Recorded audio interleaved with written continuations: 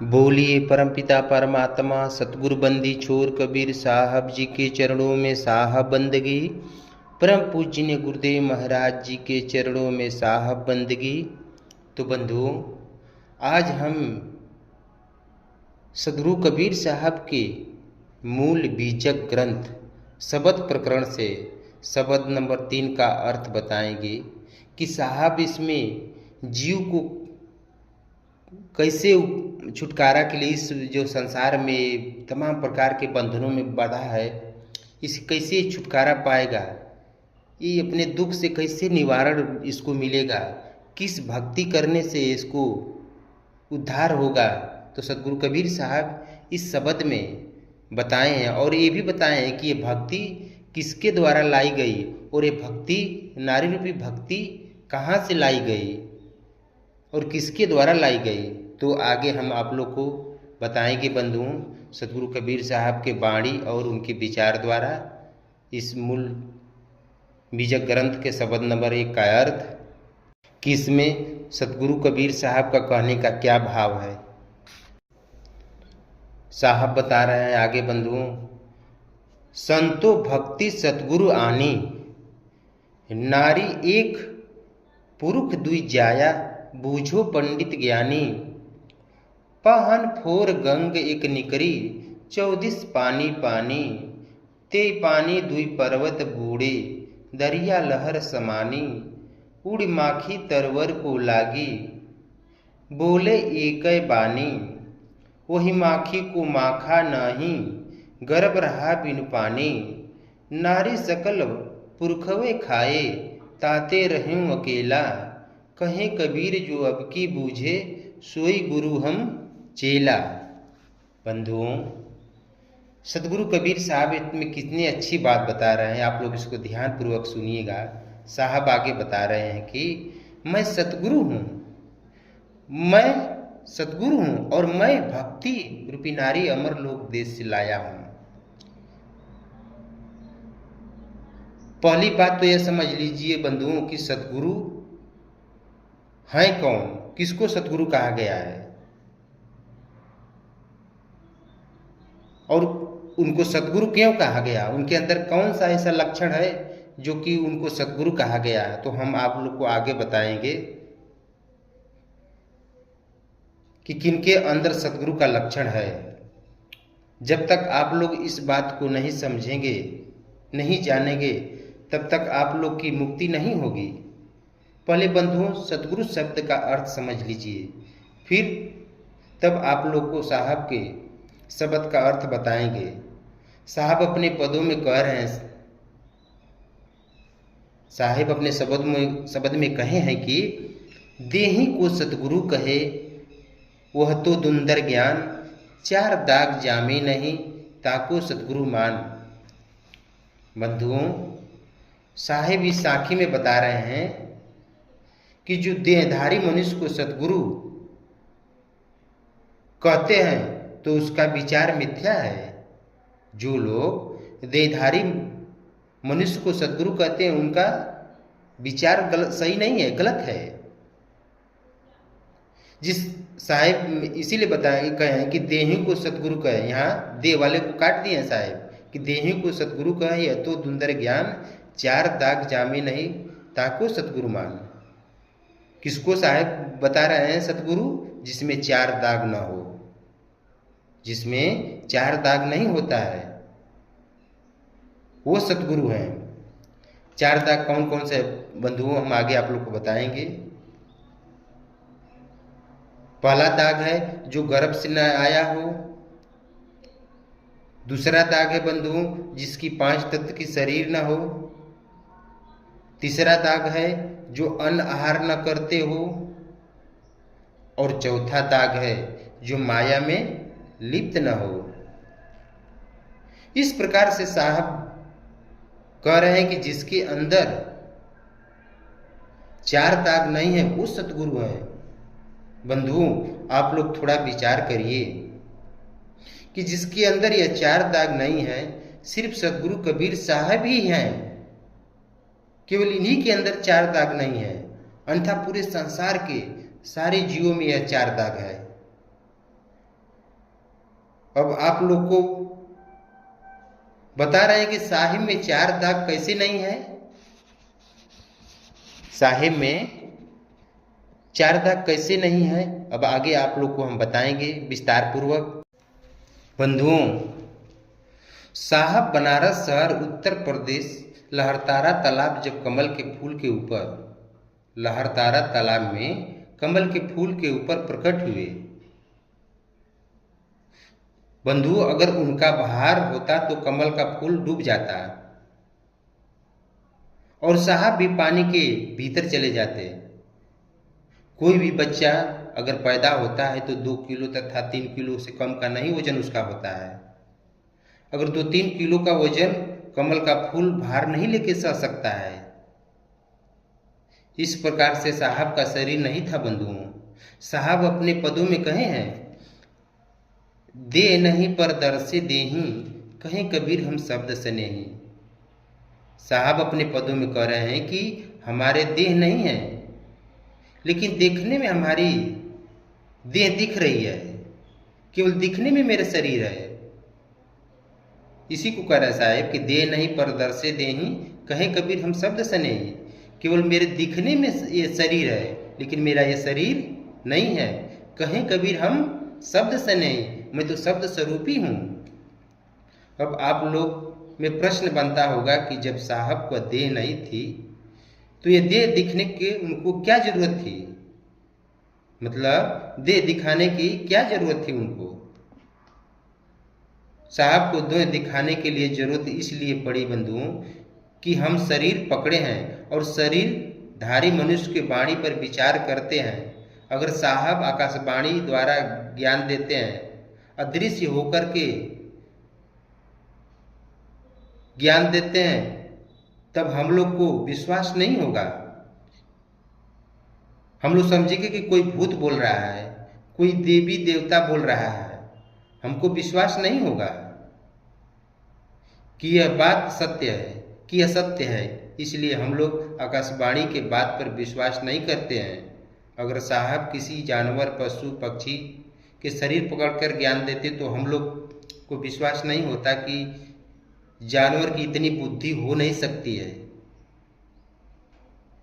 इसको मनुष्य शरीर पर विश्वास है, क्योंकि 84 लाख योनियों में यही एक ऐसे शरीर हैं जिसमें आत्मा भला बुरा विचार करती है। बंधुओं, 84 लाख में मनुष्य एक ऐसे शरीर है जो हर बातों पर विचार करती है। इसलिए मनुष्य शरीर पर हमारा विश्वास है। साहब मनुष्य शरीर का दिखावा करके हम लोग को अमर लोक देश का ज्ञान दिए। दूसरी बात, अगर उनकी शरीर होती तो मगहर में जब साहब अपने धाम पर गए तो उनके अंतर्ध्यान के समय उनकी शरीर नहीं मिली बंधुओं, इसलिए साहब की शरीर नहीं था। सतगुरु साहब शब्द स्वरूप है और हमारी आत्मा भी शब्द स्वरूप है। जैसे हमारी आत्मा का स्वरूप है वैसे साहब का स्वरूप है, लेकिन सतगुरु विराट है।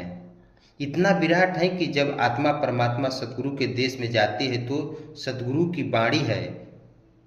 साहिब अपने वाणी में कहे हैं कि हेरत हेरत हे सखी, रहा कबीर हेराय। जब सतगुरु के देश में आत्मा जाती है तो अमर देश के ओत प्रोत खोजने में अपने ही परमात्मा के देश में हेरा जाती है। आत्मा की जब बंधुओं, जब परमात्मा के देश में आत्मा जाती है तो परमात्मा के हेरते हेरते वो स्वयं हेरा जाती है। इसी को कह रहे साहब कि हेरत हेरत हे सखी, गए कबीर हेराय। बंधुओं, आत्मा की साइज बहुत छोटी है। अब परमात्मा सतगुरु के सामने उस आत्मा का कोई स्तर ही नहीं है, इसलिए साहब सब स्वरूप होकर के प्रकट हुए थे। बंधुओं, परमात्मा सतगुरु कबीर साहब के शरीर नहीं थी और वह माता के गर्भ से नहीं आए थे। नीरू ने अपने ससुराल से नीमा को गौना करा के अपने घर ले जा रहे थे तो रास्ते में लहरतारा तालाब पर रास्ते में लहरतारा तालाब पड़ता है। नीमा को उसी समय जब लहरतारा तालाब के पास नीरू और नीमा गौना करा के जा रहे थे, वहीं पर रास्ते में लहरतारा तालाब है। जब लहरतारा तालाब के पास पहुंचे तो नीरू सोचे कि हो सकता है नीमा को कहीं प्यास तो नहीं लगी है। गर्मी का महीना था बंधुओं, और धूप बड़ी तेज, बहुत तेज थी। तो ये पूछे कि नीमा, कहीं तुम्हें प्यास तो नहीं लगी है?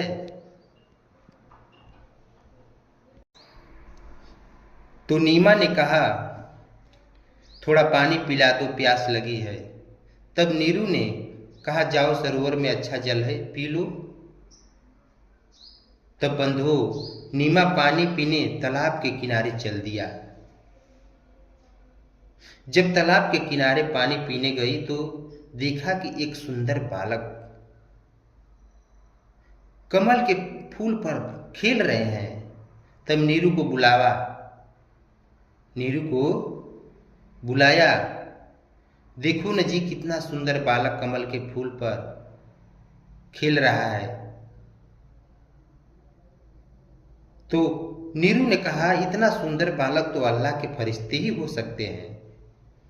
नीरू ने जब आया और सदगुरु कबीर साहब जब बाल स्वरूप में थे तो उनको देखे तो मन मुग्ध हो गए और कहे कि इतना तो सुंदर बालक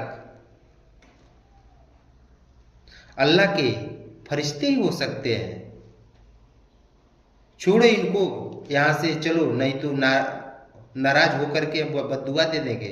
मतलब वो डरने लगे। नीरू ने कहे कि यहाँ से चलो, नहीं तो हो सकता है कि नाराज होकर के हम लोग को बद्दुआ दे देंगे। लेकिन नीमा ने कही कि नहीं नहीं स्वामी,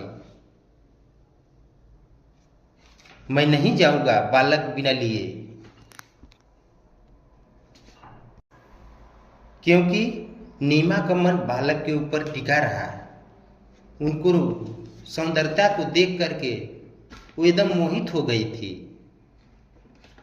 अब वो ये बोल रही थी कि बिना बालक लिए मैं जाऊंगा नहीं।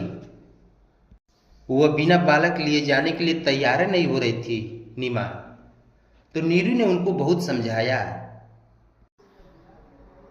कि तुम पहली बार गौना करा के हमारे घर जा रही हो, और हमारे अगल बगल के लोग, हमारे घर के लोग, हमारे नात रिश्तेदार सब क्या कहेंगे कि नीमा ने पहली बार गौना करा के आ रही है और साथ में एक बालक भी ले आई। लेकिन बंधुओं नीमा ने नीरू की बात नहीं मानी। बोली कि कोई कुछ भी कहेगा, लेकिन इस बालक को तुम घर ले चलो। एक बालक हम लोग के लिए ही परमात्मा दिए हैं। क्योंकि बंधुओं ये बालक इतना सुंदर है।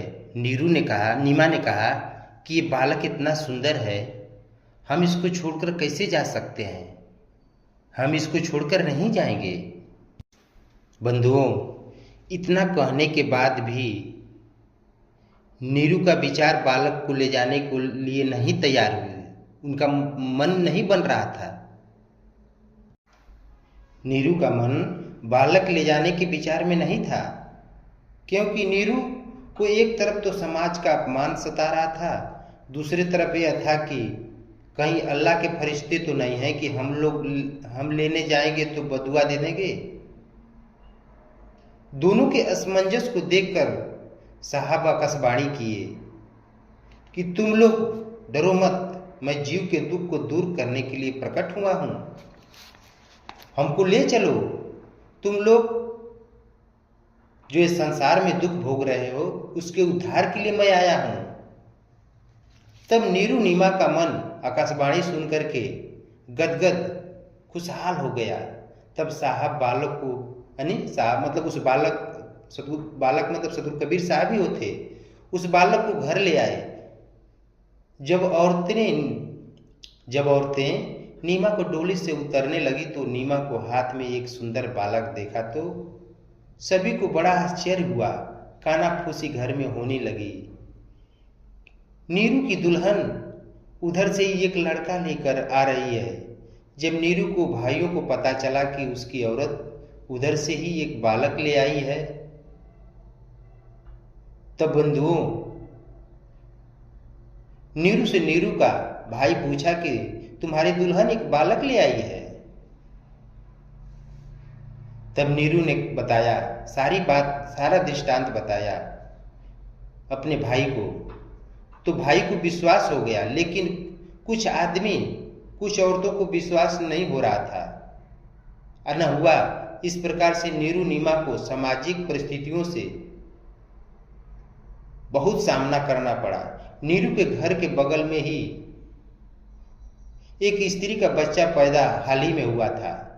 पहले तो लोग साहब बालक को लोग दूध पशुओं का लेकर के आए और साहब को दूध पिलाने के लिए उनके पास लाया गया। तब साहब दूध नहीं पिए, क्योंकि साहब का तो 5 तत्व 3 गुण की शरीर थी नहीं, तो भोजन कहां से करेंगे। और इधर कई दिन बीत गया। नीरू और नीमा और उनके घर के लोग घबरा गए कि बच्चा कुछ खा पी नहीं रहा, कुछ दूध नहीं पी रहा है, क्या बात है। अगर बालक दूध नहीं पिएगा तो ये कैसे जिएगा, क्योंकि दूध पी नहीं रहा है। तब नीरू ने सोचा कि पड़ोस में जो स्त्री है उसका बच्चा मर गया है, उसके स्तन में दूध है, बालक को उसी से पिलवाया जाए, शायद बालक दूध पीने लगे।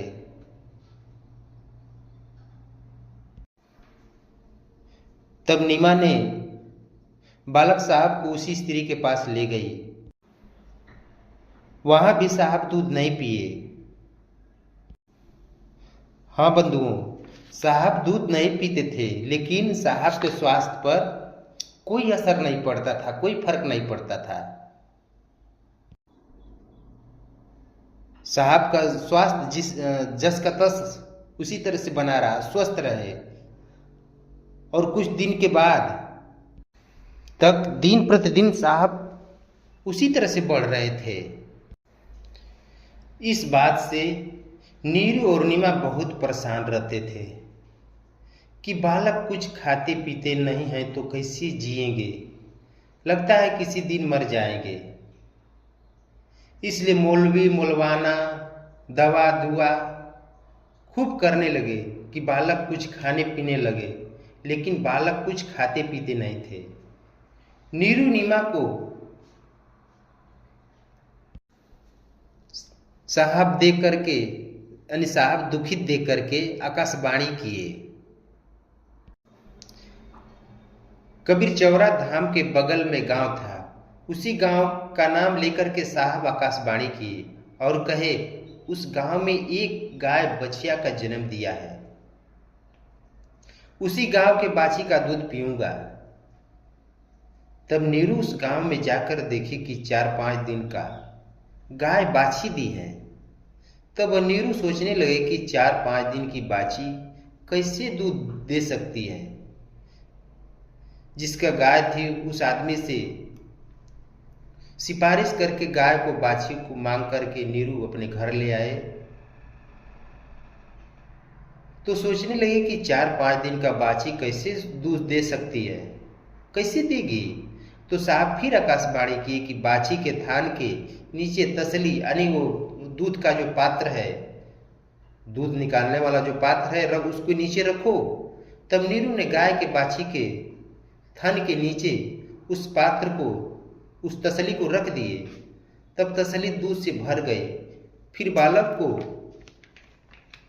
यानी उस साहब को दूध दिए। साहब देखने के मात्र थोड़ा पिए, ताकि नीरू और नीमा लोग को थोड़ा विश्वास हो जाए, मतलब वो लोग भरोसा कर ले कि मैं दूध पिया हूँ। बालक को तो कोई दिक्कत था नहीं, इसलिए कि उस परमात्मा, उस साहब का तो शरीर था नहीं, कि वो दूध पिएंगे, केवल दिखाने के लिए, उनको राहत देने के लिए। जो वो लोग चिंतित थे, उनकी चिंता को खत्म करने के लिए साहब ने ये कार्य किए, ताकि नीरू नीमा को ये भरोसा हो जाए कि हमारे बालक को अब कोई दिक्कत नहीं है। खाना पीना शुरू कर दिया है, उनको विश्वास दिलाने के लिए साहब ये सब कार्य किए। बंधुओं साहब, उसके बाद बंधुओं साहब जितना दिन जीव को धरती पर रह करके चेताए, कभी अन्न जल ग्रहण कभी नहीं किए, क्योंकि उनकी 5 तत्व की शरीर नहीं थी। इसलिए साहब कि 5 तत्व की शरीर थी और न अन्न आहार ग्रहण करते थे और न ही गर्भ से आए थे। साहब अपने बाणी में कह रहे हैं इस साखी में आगे कि धरती नहीं कि पग धरो, नीर हता न नहाऊं, माता से जन्मिया नहीं तो क्षीर कहाँ से खाऊं। बंधुओं साहब इस साखी में बता रहे हैं कि मेरा शरीर नहीं है कि मैं धरती पर पग धरूं, वैसा या नीर नहीं है कि जिस नीर से मैं स्नान करूं, और मेरा जन्म माता के गर्भ से नहीं हुआ तो मैं दूध कैसे पीऊं। उसी बात को साहब बोल रहे हैं कि धरती नहीं कि पग धरूं, नीर हता न नहाऊं, माता से जन्मिया नहीं कि क्षीर कहाँ से खाऊं। अब आगे साहब बता रहे हैं बंधुओं कि हम तो आए सत्यलोक से, हम बंधन में नहिया, भेद हमारा कोई न पावे, सब जग दुविधा परिया, बालक रूप धरी प्रगट भय, हम मात पिता कोई नहिया, जुल्हा को हम आन मिले, सो जुल्हा हम नहिया। बंधुओं इस भजन में साहब स्पष्ट कह रहे हैं कि हम सत्यलोक से आए हैं और हम बंधन में नहीं हैं। बंधुओं शरीर पकड़ना ही बंधन है, इसलिए साहब का शरीर नहीं थी, केवल देखने मात्र उनकी शरीर थी। दूसरे पद में बता रहे हैं साहब कि भेद हमारा कोई न जान रहा है, यानी भेद हमारा कोई न पावे, सब जग दुविधा परिहा, भेद हमारा कोई नहीं जान रहा है, कोई जान नहीं पा रहा है। पूरा संसार दुविधा में पड़ा हुआ है कि हम कहाँ से आए, और बालक रूप में लहरतारा तालाब में कमल के फूल पर प्रकट हुआ। माता पिता कोई हमारा नहीं है, जुल्हा को हम आकर के मिले हैं, हम जुल्हा नहीं हैं। साहब कह रहे हैं कि मैं जुल्हा को, अरे नीरू नीमा नामक जुल्हा को मिले हैं, लेकिन मैं जुल्हा नहीं हूं। एक पद में और कह रहे हैं साहब, ना हम लिन्हा गर्भ बसेरा, बालक होए दिखलाए, काशी शहर जलही बिच डेरा, तहाँ जुल्हा पाए, ना हमरे हैं मात पिता, ना हमरे घर दासी, जात जुल्हा नाम धराए, जगत कराए हासी। बंधुओं इस पद में साहब स्पष्ट कर रहे हैं कि मैं गर्भ से नहीं आया हूं और बालक होकर के काशी शहर जल बीच कमल के फूल पर डेरा किया, पानी में बसेरा किया और वहां पर जुल्हा पाए, और हमारे माता पिता कोई नहीं है और नहीं हमारा कोई दासी है, स्त्री है, एवं जगत के लोग हमें जुल्हा कहते हैं, संसार में हमारी हंसी कराते हैं, हम पर हंसते हैं। कितने लोग कबीर पंथ में आकर के, बंधुओं कितने लोग कबीर पंथ में आकर के साहब को कहते हैं कि साहब गर्भ से आए हैं। उन मूर्खों को पता यह नहीं है कि जो गर्भ से आया है उसको आत्मा परमात्मा का ज्ञान कैसे हो सकता है। बताइए, जो गर्भ से आया है उसको आत्मा परमात्मा का ज्ञान कहाँ है? कौन है इस सृष्टि में पैदा हुए जो गर्भ से आया है और आत्मा परमात्मा को देखा हो? और नहीं तो कोई जानता ही है तो बताए। जो भी आत्मा गर्भ से आ रही है, गर्भ में जा रही है, जो आत्मा गर्भ में आ रही है या गर्भ में जा रही है, अगर उसको भला बुरा का ज्ञान होता तो माता के गर्भ में माता के मलमूत्र की जगह 10 महीना सिर नीचे करके और पैर ऊपर करके कैसे पड़ी रहती है? बताइए, वो आत्मा, वो जीव कैसे पड़ा रहता है? अगर आप ही लोग को कह दिया जाए कि कहीं पेशाब का जगह हो, कहीं गंदे की जगह हो, और आप वहां जा करके बैठ जाइए गोड़ ऊपर करके और सिर नीचे करके, तो आप लोग बैठ जाएंगे उस गंदे जगह? बंधु, ये जीव नहीं बैठेगा। तो ये जो आत्मा परमात्मा को जानने, जो जानते ही नहीं है, वो गर्भ में ऊपर करके मुड़ी नीचे करके 10 महीना लटका हुआ है। वो कैसे परमात्मा को जान सकता है बंधुओं? अगर वो इतना ही जान जाता, तो इतना ही अगर जान जाता तो 10 महीना सिर नीचे करके और पैर ऊपर करके गर्भ में नहीं, मलमूत्र की जगह जहाँ की उसके पूरे शरीर में कचरा भरा हुआ है, वो नहीं ठहरता वहाँ। जिसको ज्ञान हो जाता है बंधुओं, तो थोड़ा सा अगर कहीं गंदा दिख जाता तो उसे मुंह मोड़ लेता है। और जिसको 9 महीना गर्भ में सिर नीचे करके पैर ऊपर करके रहना पड़ता है, उसको क्या दशा होती है उसकी? जो क्षणिक गंदा देखता है वो मुंह मोड़ लेता है, और जो 9 महीना सिर 10 महीना सिर नीचे करके पैर ऊपर करके, उसकी क्या हालत होगी, उस पर क्या बीतती होगी, कैसे वो रहता होगा बंधुओं? इसलिए वो रहता है कि उसको उस चीज का ज्ञान नहीं है। जो भी ये गर्भ से आया है, जो भी ये जीव ये गर्भ से आया है, उसको ज्ञान नहीं है, इसलिए वो गर्भ में बार बार जाता है और 9 महीना सिर नीचे करके पैर ऊपर करके झेलता है। फिर गर्भ के बाहर आता है, फिर माया का आवरण चढ़ता है, फिर उसी में भुला जाता है, फिर गर्भ में जाता है। इसी तरह से उसका क्रम, उसका चक्र लगा रहता है। इसी के निवारण के लिए साहेब काशी के लहरतारा तालाब में प्रकट हुए और नीरू नीमा उनको लाए और ये पूरे संसार के जीवों का एक कल्याण किए। बंधुओं, अगर आप लोग सदगुरु कबीर साहब को गर्भ से आना मानते हैं तो भक्ति करने से कोई फायदा नहीं, क्योंकि गर्भ से जो व्यक्ति आता है तो उसको आत्मा परमात्मा ज्ञान नहीं है। तो सदगुरु कबीर साहब को गर्भ से जो लोग मानते हैं, तो सदगुरु कबीर साहब को आत्मा परमात्मा का ज्ञान नहीं है, क्योंकि गर्भ से जो भी व्यक्ति आता है उसको आत्मा परमात्मा का ज्ञान नहीं है। इसलिए सदगुरु कबीर साहब को जो लोग कबीर पंथ में भी और सदगुरु कबीर साहब को गर्भ से मानते हैं, कबीर पंथ में आने के बाद भी अगर जो साधु संत हो, चाहे जो भी जीव हो, परमात्मा के ज्ञान लेकर के और परमात्मा का भजन कर रहा है और कबीर पंथी बन रहा है, और सदगुरु कबीर साहब को कह रहा है कि सदगुरु कबीर साहब गर्भ से आए हैं, तो उस जीव को ज्ञान नहीं है बंधुओं।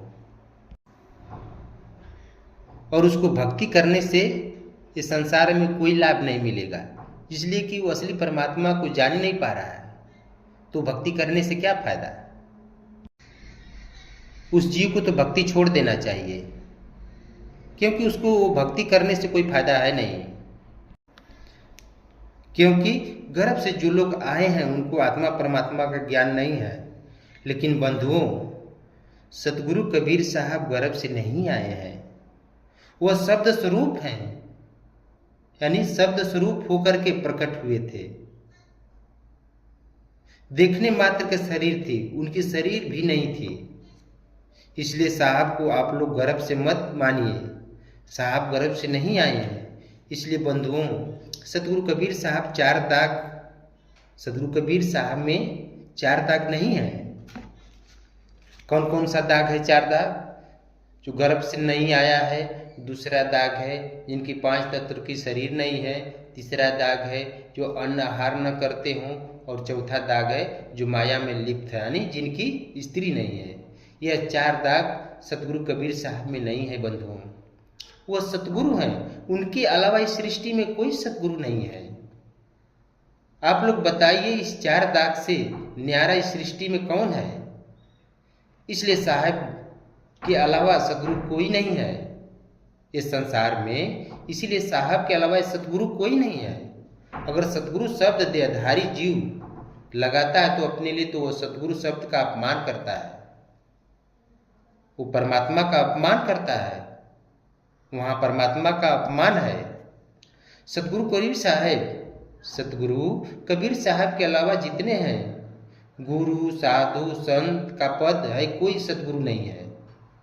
अब आप लोग को ये जो सतगुरु शब्द का संधि विच्छेद है इसको करके हम समझा रहे हैं, जिसे सत्य धन गुरु यानी सतगुरु। सत्य उनको कहते हैं जिनमें कभी विकार नहीं आया हो, वह अखंड हो और वो आदि अंत जानने वाले हों और जिसकी कभी अज्ञानता न आई हो, उनमें कोई दुख न हो, उनमें कोई परिवर्तन न हो, उनको सत्य कहते हैं। वह सत्य जिनको अंधकार से प्रकाश की तरफ ले जाते हो उनको सतगुरु कहते हैं। बंधुओं, वह सत्य जिनको अंधकार से प्रकाश की तरफ ले जाते हो उनको सतगुरु कहते हैं। वह सतगुरु के ज्ञान से जो जीव अंधकार से प्रकाश की तरफ जाता है उसको गुरु कहते हैं, क्योंकि वह जीव अंधार में यानी अंधार में है। गु से प्रकाश और रू की तरफ गया, इसलिए उनको गुरु कहते हैं। गु माने अंधकार, रू माने प्रकाश, यानी अंधकार से प्रकाश की ओर गया है, इसलिए उनको गुरु कहते हैं। क्योंकि यह जीव गर्भ से आया इसलिए उसको कुछ पता नहीं है। बंधु, गु माने अंधकार, रू माने प्रकाश, यानी दोनों अक्षर को जोड़ने पर गुरु होता है। अंधकार से प्रकाश की ओर जाने वाली आत्मा को गुरु कहते हैं, उनको सतगुरु नहीं कहते हैं। बंधुओं, जो सतगुरु कबीर साहब हैं वो अमर लोक देश के परमात्मा हैं। वो अमर लोक देश से आए हैं, इसीलिए वो सतगुरु हैं। वो एक रस में रहते हैं, उनमें कोई परिवर्तन नहीं होता है। अब बंधुओं, आप लोग को साहब का बोला हुआ शब्द का अर्थ बताने जा रहा हूँ। अब इसको आप लोग ध्यान पूर्वक सुनिएगा कि साहब इस शब्द प्रकरण में क्या कह रहे हैं। इसको ध्यान पूर्वक सुनेंगे तो आप लोग को इसका अर्थ समझ में आ जाएगा। बंधुओं, साहेब आगे बता रहे हैं शब्द प्रकरण में कि संतो भक्ति सतगुरु आनी। तो साहेब इस शब्द में बोल रहे हैं कि संतो भक्ति सतगुरु आनी। हे संतों, भक्ति सतगुरु ले आए हैं, यानी हे संतों, मैं सतगुरु हूं, मैं तुम्हारे लिए सत्यलोक अमरलोक से भक्ति ले आया हूं। बंधुओं, एक बात ध्यान दीजिएगा कि मैं अमरलोक सत्यलोक का नाम जो लेते हैं वह साहिब के वाणी से ही लेते हैं और अपने तरफ से नहीं कहते हैं कुछ।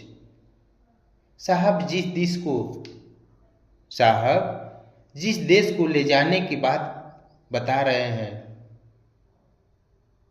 उनका नाम सत्यलोक, अमरलोक, सार शब्द, सत्य नाम, सत्य साहब, नी अक्षर, साहब, सतगुरु, बंदी छोर, शब्द स्वरूप आदि परमात्मा के नाम है। बंधुओं, इसमें सत्यलोक, अमरलोक यह परमात्मा के देश का नाम है। जैसे आप लोग निरंजन का देश देख रहे हैं वैसे परमात्मा के एक देश है, लेकिन परमात्मा का देश विराट है। उसके ओत प्रोत का पता जीव नहीं लगा पाता है, उनका विस्तार का जीव पता नहीं लगा पाता है, नहीं लगा सकता है। और परमात्मा शरीर नहीं पकड़े हैं, उनसे जो आत्मा प्रकट हुई है वह भी शरीर नहीं पकड़ी है, इसलिए वहाँ तीन दुख नहीं है, न तन का दुख, न मन का दुख, न जन्म मरण का दुख। यह सब दुख शरीर पकड़ने की वजह से है। और परमात्मा के देश और निरंजन के देश में कोई तुलना नहीं है। जो परमात्मा के देश में चले जाते हैं वहाँ की जो शोभा का वर्णन है, जो शोभा वहाँ की है उसका वर्णन कोई कर नहीं पाता है बंधुओं, क्योंकि यहाँ कुछ प्रमाण में बताने योग्य है नहीं, और वहाँ परमात्मा का देश कहीं दूर नहीं है, वो देश आपके आत्मा से सटा हुआ है। जब आपको सद्गुरु का साधना मिलेगा, वह साधना से सूरत के ठहराएंगे। गुरु भेद पर तो आत्मा का परिचय होगा, आत्मा का परिचय करेंगे तो आत्मा दिखाई देगी, और उसका प्रकाश आत्मा शब्द स्वरूप है, यानी आत्मा के स्वरूप में आवाज हो रही है, इसलिए उसको शब्द स्वरूप कहते हैं। परमात्मा को शब्द स्वरूप है, आत्मा भी शब्द स्वरूप है और परमात्मा भी शब्द स्वरूप है। उनको शब्द स्वरूप में भी आवाज हो रही है, लेकिन आत्मा परमात्मा एक स्वरूप है। वह स्वरूप भी दिखाई देंगे जब आत्मा के स्वरूप को देखकर सुनकर आत्मा को कुछ सूक्ष्म पार, मतलब आत्मा के सूक्ष्म पार जाएंगे तो परमात्मा शब्द स्वरूप है, उनकी आवाज सुनाई देगा, उनका स्वरूप भी दिखाई देगा। तब फिर आत्मा परमात्मा के देश ये आत्मा चली जाएगी। परमात्मा आपकी आत्मा से सटे हुए हैं बंधुओं। ये जो परमात्मा है, जो साहब है, कहीं दूर नहीं है, लेकिन परमात्मा के देश जाने का रास्ता एक ही है, वह आत्मा से ही होकर के आप जाएंगे, अन्यथा कोई दूसरा मार्ग नहीं है। आत्मा से होकर के ही आप जा सकते हैं परमात्मा के देश। उसी देश जाने के लिए साहब इस जीव को रमैनी, सबद, चौतीसा, विप्रवती, सी, कहरा, बसंत, चाचर, बेली, बिरौली, हिंडोला, साकी के माध्यम से साहब उसी देश को जाने की बात बता रहे हैं। जब तक साहब का सिद्धांत नहीं जानेंगे आप लोग तक परमात्मा से प्रेम नहीं बनेगा, आप लोग का परमात्मा से प्रेम नहीं बनेगा। ये जीव कहाँ से आया है और कैसे कैसे जाएगा, तब तक आप लोग को नहीं जान पाएंगे जब तक कि परमात्मा के देश नहीं जा पाएंगे। साहब की जो साधना है वो सबसे अलग है। वो साधना को लोग जब तक नहीं जानेंगे, तब तक वो सच्ची साधना को नहीं करेंगे, तब तक अमरलोक देश नहीं जा पाएंगे। अब आप लोग को शब्द के अर्थ का जो ये शब्द प्रकरण है, उसका अर्थ अब हम लोग को आपको शब्द की तरफ ले चलेंगे बंधुओं। साहिब फिर आगे बता रहे हैं, साहिब फिर दूसरे लाइन में बता रहे हैं बंधुओं, नारी एक पुरुष दुई जाया, बूझो पंडित ज्ञानी। बंधुओं साहिब इसमें बता रहे हैं कि भक्ति रूपी नारी ने विवेक और वैराग रूपी दो पुरुषों को जन्म दिया। इस बात को बूझो पंडित, हे विद्वानों, इस बात को बूझो। जिस प्रकार से पत्थरों को फोड़ती हुए एक एक गंग एक गंग यानी एक गंगा निकली जो चारों तरफ पानी पानी हो गया, उसी प्रकार से सदगुरु कबीर साहब अमरलोक देश से आकर के सारे विश्व में मनुष्यों को पूरे मनुष्य के अंदर भक्ति का संस्कार डालकर अमरलोक का संदेश सारे विश्व में फैला दिए। इस अमरलोक देश का संदेश सिर्फ सदगुरु कबीर साहब ही सर्वप्रथम ले आए। हर एक जीव जुगों जुगों से आकर के सदगुरु कबीर साहब इस जीव में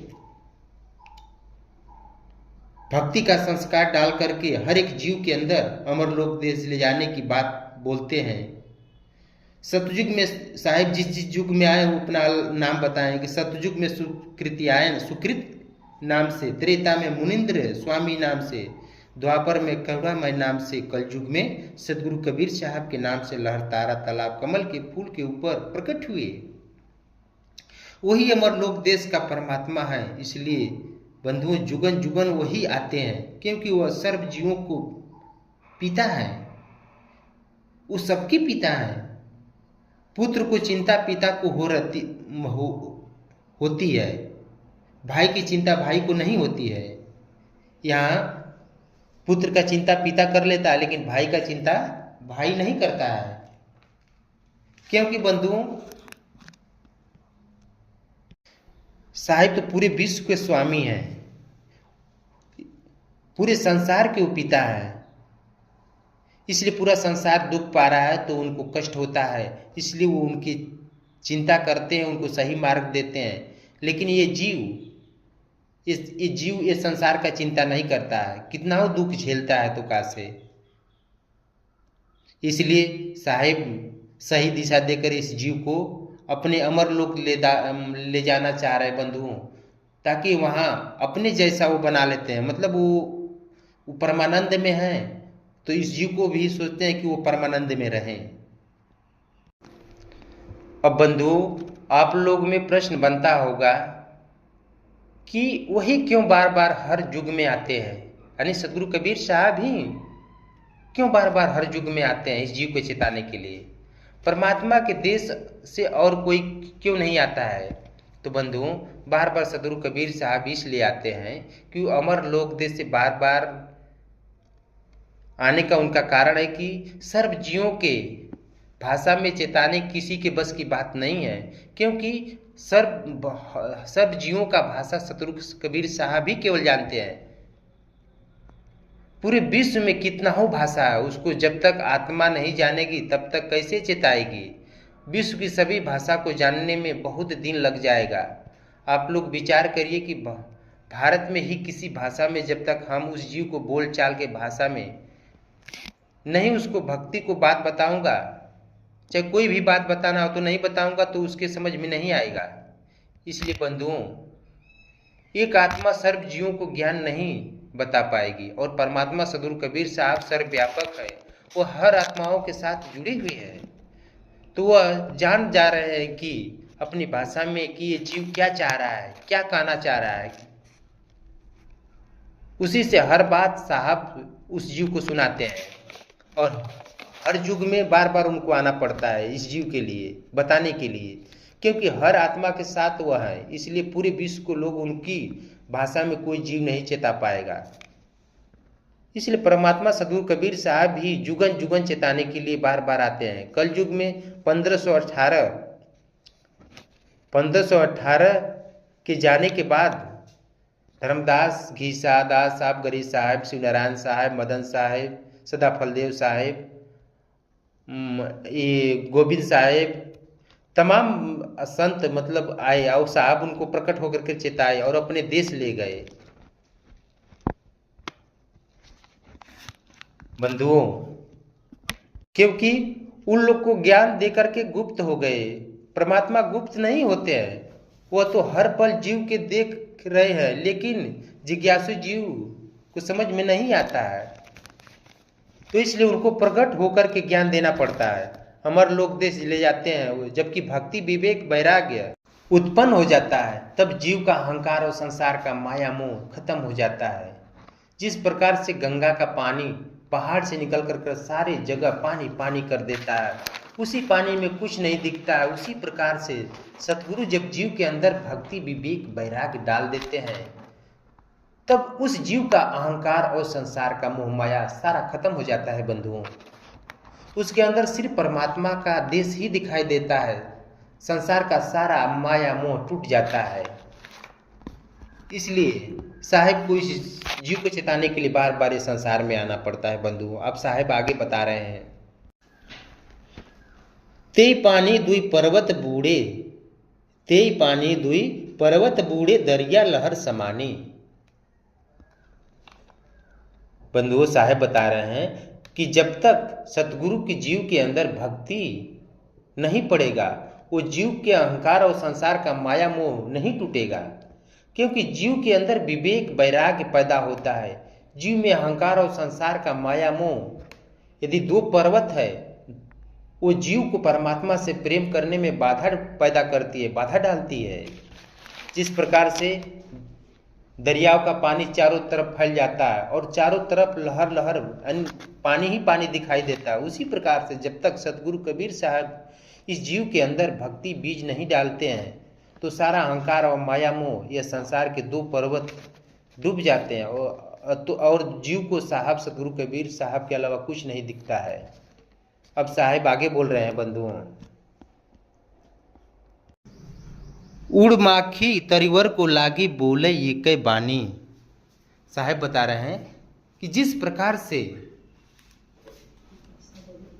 बंधुओं, जिस प्रकार से जब गंगा का जल चारों तरफ ढक लेता है तो पक्षी जीव पेड़ पर चढ़ जाते, पेड़, और उस प्रकार जब जीव सद्गुरु भक्ति डाल देते हैं तो उसके विवेक वैराग के कारण अहंकार और संसार का माया मोह छूट जाने के बाद, जैसे पक्षी जीव सारे जगह जगह जल भर जाते हैं तो अपने पेड़, सब सारे पेड़ पौधे पर चढ़ जाते हैं, बढ़ जाते हैं, उसी प्रकार से जीव आत्मा परमात्मा को जान करके अमरलोक अपने देश चला जाता है। फिर वह परमात्मा ही रटने लगता है, फिर संसार में उसका नाता टूट जाता है। इस प्रकार से आत्मा परमात्मा के देश चली जाती है बंधुओं।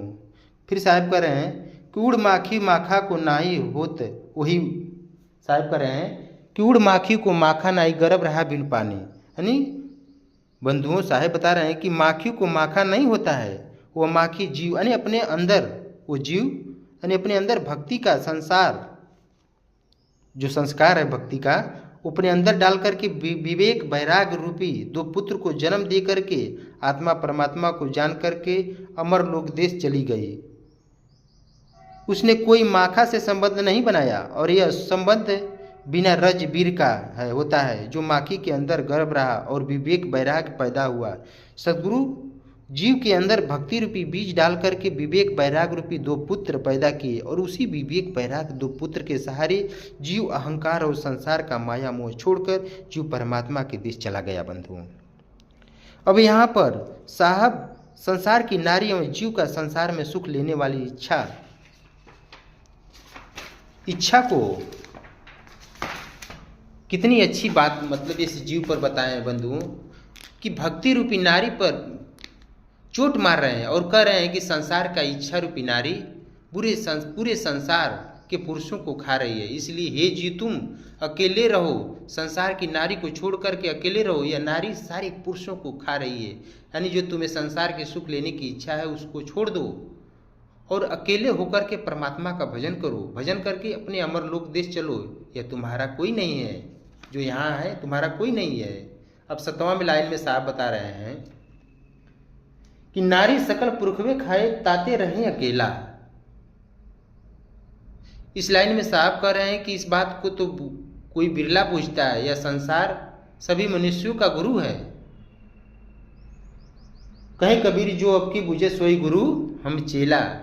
साहब इस लाइन में बता रहे हैं बंधुओं कि इस बात को कोई बिरला बुझता है, कोई बुझता है। यह संसार के सभी मनुष्यों का गुरु है जो बुझता है, और सभी मनुष्य उसका शिष्य है। क्योंकि जब ये आत्मा परमात्मा को जान जाती है तो पूरे संसार का गुरु हो जाती है, और उस संत के साथ ज्ञान को लेकर के जीव अपना कल्याण कर सकता है। बंधुओं, साहिब का कहने का मतलब है सदगुरु कबीर साहब को जो गर्म मार्ग और विहंगम मार्ग, विहंगम का मतलब होता है पक्षी मार्ग। जैसे पक्षी एक पेड़ से दूसरे पेड़ पर उड़कर चली जाती है, उसी प्रकार आत्मा सतगुरु के ज्ञान से ही शरीर को छोड़कर परमात्मा के देश चली जाती है। इसलिए साहब का मार्ग विहंगम मार्ग है और पूरे संसार का मार्ग पिपील मार्ग है। पिपील मार्ग का मतलब चीटी का मार्ग। जिस प्रकार से चीटी अधर पकड़ के मतलब जिसे पकड़ करके कहीं जाती है, जैसे चीटी पहाड़ पर चढ़ती है, पहाड़ के लास्ट चोटी तक चली जाती है, पहाड़ की चोटी छोड़कर उसके ऊपर जा सकती है। उसी प्रकार 3 लोग की भक्ति में पिपील का मार्ग है और साहब का मार्ग पक्षी का मार्ग है। जब तक आत्मा शरीर को छोड़ करके अलग नहीं होगी तब तक परमात्मा के देश नहीं जा सकती है बंधुओं। इस भेद को सदगुरु कबीर साहब के अलावा कोई नहीं जानता है। अगर कोई जानता है तो उनके विचार को पकड़ें, वो जानता ही नहीं बंधुओं। इसलिए सदगुरु कबीर साहब ही इस संसार का सारा भेद जानते हैं। उनके अलावा कोई नहीं संसार में न बताया है, नहीं जानता है, न जान पाएगा। अगर जानेगा भी तो सदगुरु कबीर साहब के वाणी और विचारों द्वारा ही, उनके विचारों द्वारा ही जानेगा। तो मैं अपने वाणी को यही से विराम देगा बंधुओं। बोलिए सतगुरु कबीर साहब की जय, पूजनीय गुरुदेव महाराज जी की जय। साहिब बंदगी, साहिब बंदगी।